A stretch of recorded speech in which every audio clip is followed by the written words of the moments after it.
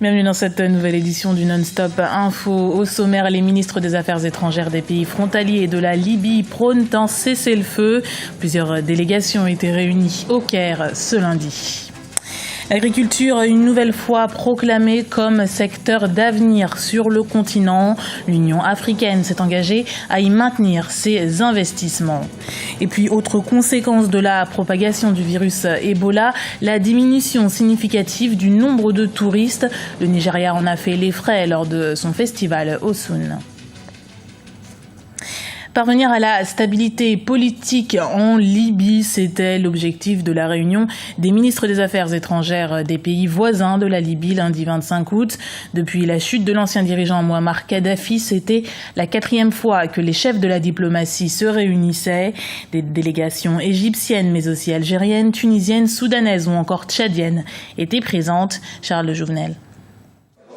Une délégation des ministres des Affaires étrangères des pays voisins de la Libye a tenu une réunion dans la capitale égyptienne du Caire. Les ministres se sont réunis pour discuter des récents événements survenus en Libye et réfléchir aux moyens à mettre en œuvre afin de mettre fin à ce conflit. Ces dernières semaines, les affrontements entre les milices armées ont fait plus de 200 victimes et ont provoqué la fuite de milliers de réfugiés. L'ambassadeur libyen au Caire a lancé un appel à la communauté internationale afin de protéger les richesses libyennes, parmi lesquelles les champs pétrolifères et les aéroports. Ce qui s'est produit oblige chacun à se mettre au travail pour arriver à un cessez-le-feu immédiat et mettre fin à la souffrance humanitaire que vivent à l'heure actuelle nos frères libyens. Il est crucial de suivre cette ligne de conduite car seul un dialogue national inclusif, incluant toutes les parties qui rejettent la violence et acceptent de rendre les armes, permettra d'arriver à un accord pour mettre fin à cette période de crise et ainsi se mettre sur la voie du développement et de la croissance à laquelle aspirent les Libyens.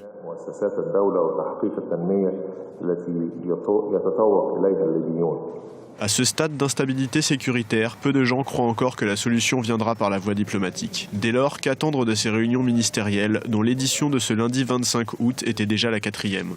Alors la question est de savoir, est-ce que on envisagerait une intervention militaire en Libye?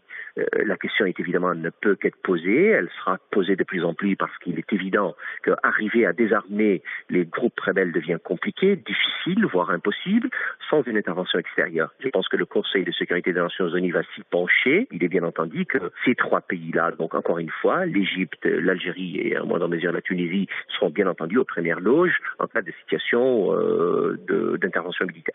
3 ans après la chute de Mouammar Kadhafi, le gouvernement de la Libye reste fragile et n'a pas encore réussi à imposer son autorité sur les milices rebelles armées. Ces dernières semaines furent, en termes sécuritaires, les pires qu'a connu le pays depuis 2011.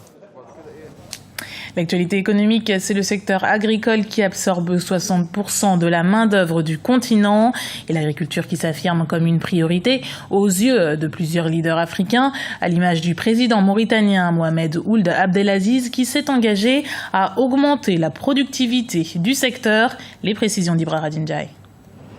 La production nationale de poissons en Mauritanie s'accumule et atteint des acquéreurs. Près de 8000 tonnes de poissons seraient stockées depuis plusieurs mois dans l'attente d'acheteurs. La raison de cette situation, l'augmentation des prix de vente par la société de commercialisation de poissons. Une situation qui cause la réticence des grands acheteurs que sont les entreprises japonaises. Principale espèce concernée, les céphalopodes, à savoir les poulpes, le calamar ou encore la sèche.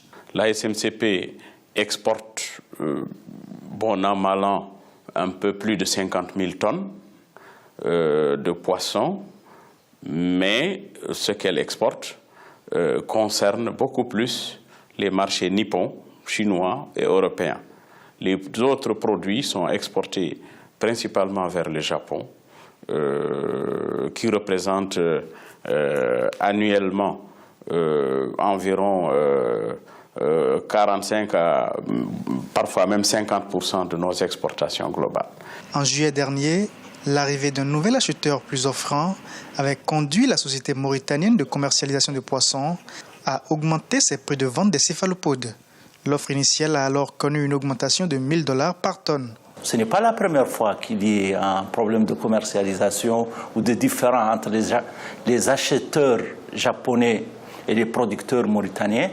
Mais là, ce qui est difficile, c'est que ce poisson ne peut être acheté que par les Japonais. La société mauritanienne qui vend le poisson a beaucoup plus de marge de manœuvre dans la mesure où l'État a décrété un arrêt commercial de 3 mois. 3 mois. Et cet arrêt commercial peut vraiment arranger la situation dans la mesure où il va premièrement réduire les stocks. Les conséquences du bras de fer entre la société de commercialisation de poissons et les principaux acheteurs que sont les entreprises nippones se font déjà sentir, surtout dans le rang des pêcheurs artisanaux. Pendant ce temps, la production s'accumule dans les usines de conservation du poisson. Et vous avez bien sûr reconnu la voix de notre correspondant en Mauritanie, Franck Noudofina. Économie toujours et l'Afrique du Sud évite de justesse la récession. Au deuxième trimestre, le pays affichait une croissance de 0,6%, un rebond par rapport au trimestre précédent. Les secteurs de l'administration, des transports et du stockage, ainsi que ceux des télécoms, ont été tirés vers le haut. Anan Faro. Plus 0,6% de croissance au deuxième trimestre, l'Afrique du Sud évite de justesse la dépression. Un rebond après le premier trimestre qui a connu le plus faible taux de croissance depuis la récession de 2009. Bonne nouvelle ou crainte du résultat pour le troisième trimestre. Dans la mesure où les grèves semblent terminées, donc c'est une bonne nouvelle dans la mesure où ces grèves-là ont évité la précipitation de l'économie dans une récession. Mais il reste toujours le problème, comment dirais-je, de l'équilibre global de l'économie. Le moindre choc qui arrive sur un secteur touche tous les secteurs. Et malgré tout, il convient de souligner que la demande mondiale va permettre à cette économie sud-africaine de pouvoir retrouver les voies de la croissance économique. L'économie sud-africaine tourne au ralenti depuis 3 ans. Le pays est sorti seulement fin juin d'une grève historique qui a paralysé les 3 premiers producteurs mondiaux de platine pendant 5 mois et a fortement pesé sur l'activité nationale. Le secteur manufacturier sud-africain reste relativement solide. Je pense qu'il continuera à être performant à condition qu'on puisse améliorer les conditions salariales des travailleurs. Et dans la mesure où le secteur manufacturier sud-africain est relativement structuré et que l'économie produit les biens dont la demande mondiale est en croissance, je reste relativement optimiste quant au futur de la croissance économique en Afrique du Sud. Ce résultat de croissance au deuxième trimestre a été tiré vers le haut par l'activité de l'administration et par les secteurs des transports, du stockage, des télécoms. Pour 2014, la Banque centrale a tout de même revu à la baisse ses prévisions. Les autorités tablent sur une croissance de 1,7%. Le Tchad met le cap sur l'éthique, les technologies de l'information et de la communication. Du 9 au 12 septembre 2014, le pays abritera le salon d'éthique dans sa capitale N'Djamena. Pour le ministre tchadien de la communication Hassan Sila Bakari, c'est l'occasion d'équiper le pays en haut débit et fibre optique et de vulgariser leur emploi en milieu rural et urbain. Des aménagements que le Tchad compte mettre en place grâce aux 27 milliards de francs CFA prévus pour le développement du numérique dans le pays. Le virus Ebola risque-t-il d'affecter l'activité culturelle du Nigeria ?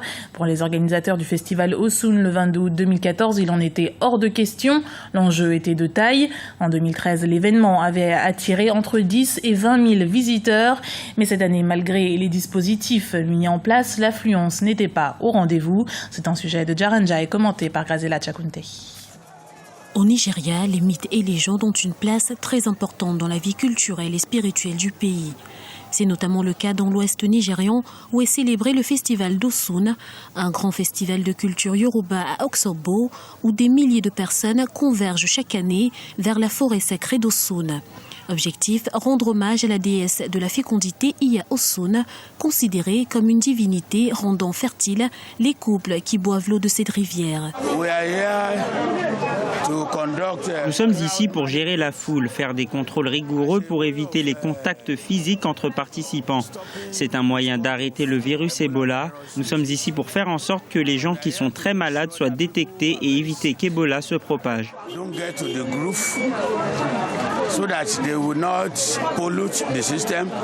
Mais à la différence des précédents, le festival 2014 a eu un faible taux de participation dû au virus Ebola. Tout participant au festival que les Yoruba considèrent comme une purification traditionnelle de la ville et un temps de rencontre avec les ancêtres fera l'objet d'un contrôle de santé. L'événement attire aussi des centaines d'artistes et d'artisans locaux proposant des décorations, des instruments de musique et des vêtements traditionnels nigérians. De nombreux commerçants qui déplorent toutefois une année économique décevante. Le festival d'Osun de cette année n'était pas intéressant du tout parce que nous n'avons rien vendu. Les gens que nous attendions ne sont pas venus. Nous espérions pourtant obtenir beaucoup de ces visiteurs. De grands espoirs sont fondés sur l'édition 2015. En attendant, des messages de sensibilisation au virus ont été transmis sur l'ensemble du site avec des affiches et des panneaux rappelant la meilleure façon d'éviter d'attraper le virus mortel. Malgré les risques, c'est drapés dans les tissus richement décorés que les festivaliers ont crié et dansé au son des tambours, marchant vers la rivière et priant pour la paix. C'était le journal de la rédaction. Merci de l'avoir suivi. Retrouvez dans un instant une nouvelle édition du Non-Stop Info sur Africa 24.